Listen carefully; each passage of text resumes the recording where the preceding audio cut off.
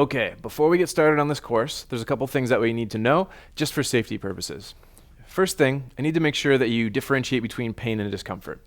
So pain, for the most part, in most people, is going to occur in joints. So it's usually going to be kind of deep inside your shoulder or in your wrist or in fingers or sometimes in our elbows, those sorts of things. So pain is something that we don't want to push through. Most of the time, if you don't know that you have an injury in an area, I'd welcome you to try to take it slow and see what happens. Potentially that pain can go away. And as long as it doesn't last more than a couple of hours after the exercise, that's usually fine. But most of the time, we don't want to just keep pushing and pushing and pushing, assuming a pain will go away. If it doesn't go away and doesn't start to feel better as you warm up, I want you to make sure that you're not continually doing the things that are causing you pain. With that being said, expect a little bit of discomfort. Most joints don't feel great until they warm up, especially as we age. So as you physically get warmer and you get more blood flow to your limbs, things should start to feel a little bit better when it comes to your joints. On the other hand, our muscles might actually become more uncomfortable as we work out, as they start to fatigue and as they start to get a little bit of pressure in them from the increased blood flow. That's all normal. So there's a difference between pain and discomfort. Pain, I want to play it safe, try not to push through if it doesn't start to go away on its own. But discomfort, which will come in the middle of kind of our big muscle bellies and a lot of it directly from the exercises we're doing, that's the kind of thing it's okay if you push through as long as you're doing it within reason. One thing to be a little weary of is previous tendonitis. So tendonitis can come in all sorts of forms, but I mean tendonitis that has been diagnosed by a healthcare practitioner. So for most of us, the only big tendonitis that we're going to really want to worry about for this course is going to be things that are around our elbow. So that's going to be golfer's elbow, which is the inside of our elbow, or tennis elbow, which is the outside or top of our elbow. And so they're specifically named because of the groups of muscles get taxed playing either tennis or golf. So if you've had a tendonitis and it's very easy to flare up, then I want you to make sure that you go very, very slow getting into this course. Meaning you're going to want to take long pauses, you're going to want to be very warmed up, you're going to want to do a few less reps than you think you're capable of. And that's because tendonitis responds to too much load by flaring up. So if you've had an obvious, big or aggressive version of tennis elbow or golfer's elbow, you're going to want to go very slow. I'd still like you to go through with the course. I just want you to make sure that you pace yourself and that you don't push it too hard. Another thing to keep in mind is that almost everyone has had some kind of rotator cuff problem in their life, especially once we pass the age of 50. That doesn't mean it has to be a big issue. I want you to be careful if you've had a diagnosed, on imaging, full thickness rotator cuff tear, meaning that you have a tear that's gone the entire way through one of your rotator cuff tendons. Everybody walking around at some point in their life has some rotator cuff tears that you would see if you took an MRI or a CT scan. It doesn't mean that they have to be painful, and it doesn't mean you really have to alter anything. It's just part of the aging process. We get little tears here and there.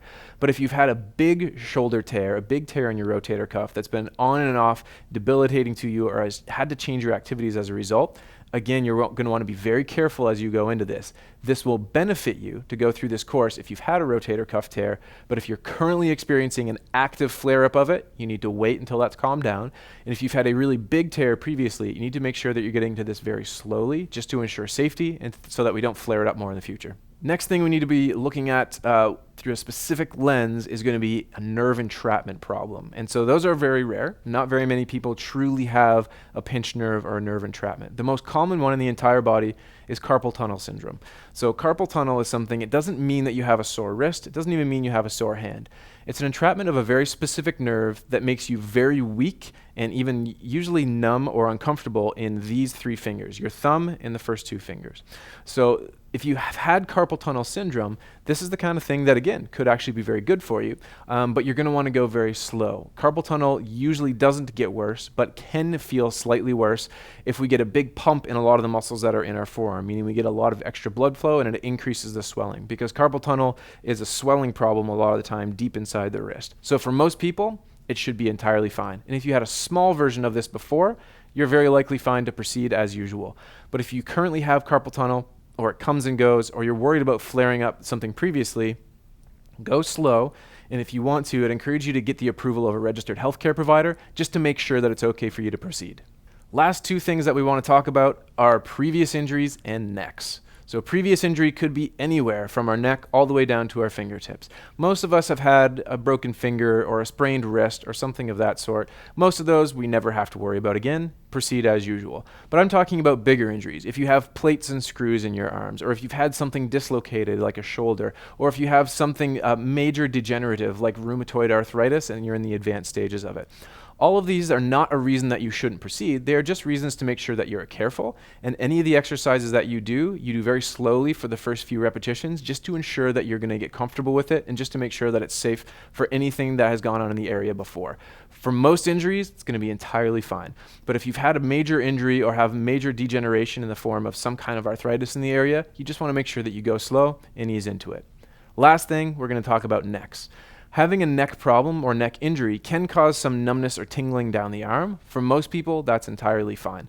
But there are certain kinds of neck injuries that get stressed by doing a lot of arm and upper body work. It's not most of them, but if you find that doing something like putting your arms over your head bothers your neck or carrying groceries bothers your neck, there's a really good chance that this course will become aggravating for you. It's very unlikely to be an injury that is going to get any worse from doing this course, but you need to go slow and you need to slowly progress into it. If you have anything else that you're at all worried about or wondering about before getting into this course, I'd encourage you to consult a registered healthcare provider before you begin. Let's keep going.